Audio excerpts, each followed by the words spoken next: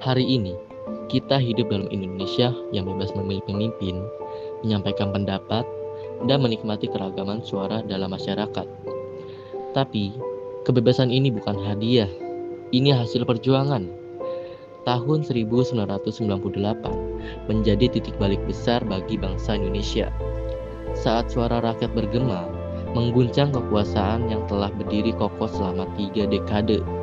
Inilah kisah tentang keberanian, penderitaan, dan harapan Reformasi 1998.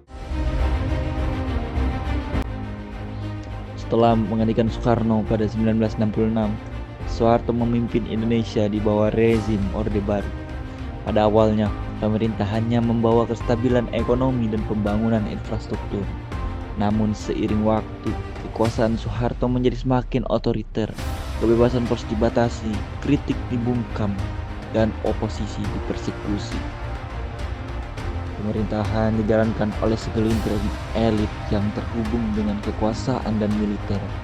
Korupsi, kolusi, dan nepotisme yang dikenal sebagai KKN merajalela.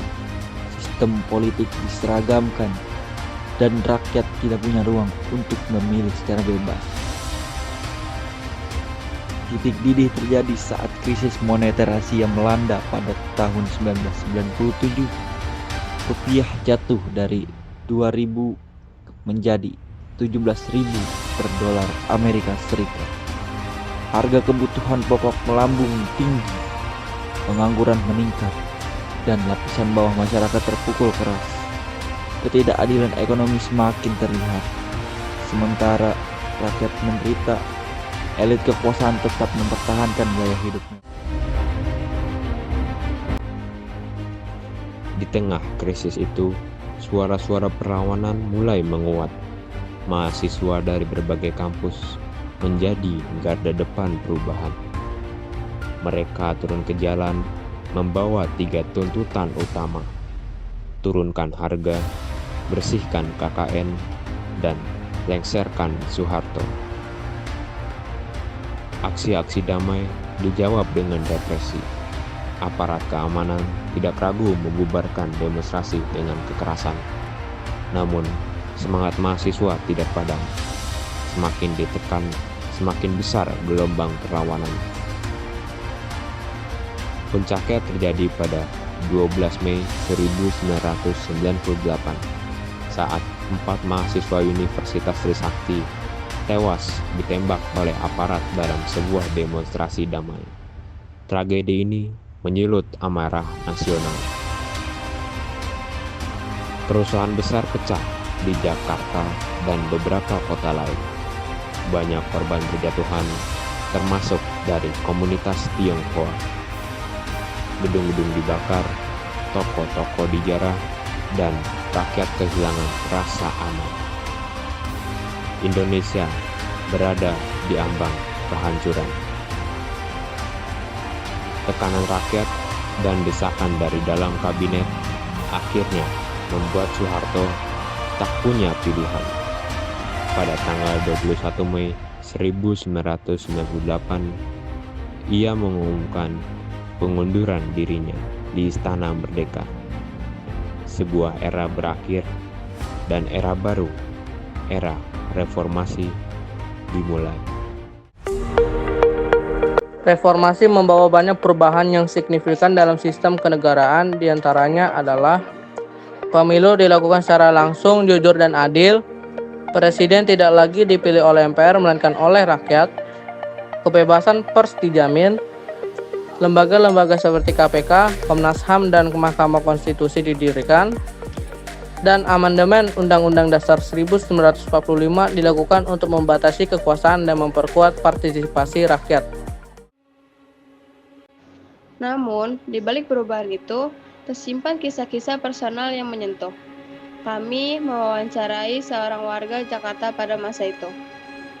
Bagi mereka yang hidup di masa itu, reformasi bukan sekedar peristiwa politik, tapi pengalaman emosional, trauma, dan juga harapan akan masa depan yang lebih baik. Peristiwa kerusuhan 98 Saat itu saya sebagai warga Jakarta, dengan adanya kerusuhan 98 itu yang dalam rangka reformasi, itu terus terang saya sebagai warga terkena dampaknya, yaitu karena waktu itu transportasi saya menggunakan kendaraan umum. Waktu itu kendaraan umum kan nggak boleh jalan, stop transportasi pulang dari tempat kerja kembali ke rumah. Itu saya harus berjalan kaki dari wilayah Sunter sampai ke Pademangan. Yang ada waktu itu kendaraan tentara TNI. Nah, sampai di Ancol baru ketemu kendaraan tentara. Nah, kita numpang pakai itu sampai ke wilayah terdekat sama kawasan rumah tinggal. Gitu. Terus terang saya ada perasaan was-was juga cemas terhadap keluarga saya. Kan terjadi penjarahan di sepanjang Jalan Mangga 2. Saya menyaksikan banyak warga yang menjadi pelaku penjarahan di toko-toko sepanjang Jalan Mangga 2 Raya. Dampaknya secara ekonomi ada, saya rasakan juga. Karena pada saat terjadi kerusuhan itu otomatis saya kan tidak bisa melakukan aktivitas seperti biasanya, tidak bisa bekerja.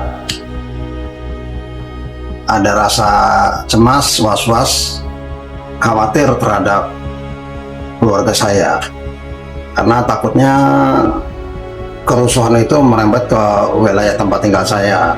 Tapi ternyata sih tidak akan terlupakan oleh saya kalau saya harus berjalan kaki dari tempat kerja sampai ke tempat tinggal saya. Itu saya harus berjalan kaki. Biasanya kan naik transportasi umum, bayar. Ini transportasi yang umumnya nggak berani beroperasi karena kerusuhan di sana sini. Pandangan saya terhadap pemerintahan zamannya Pak Soeharto, ya kalau dilihat dari masanya ya memang sudah seharusnya presiden kita waktu itu Pak Soeharto itu memang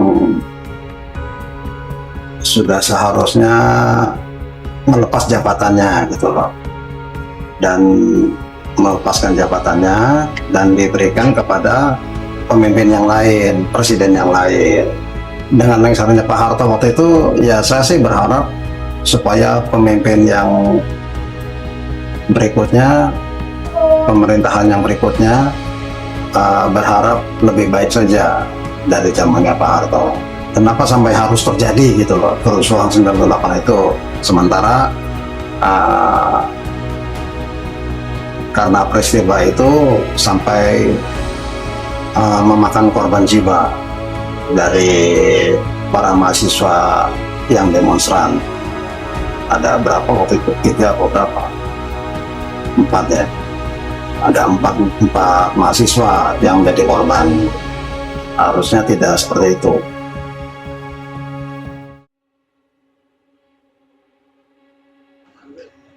Reformasi bukanlah akhir, tapi awal dari perjuangan yang panjang. Kini, kita hidup di era digital, dengan tantangan baru seperti disinformasi, intoleransi, dan politik identitas.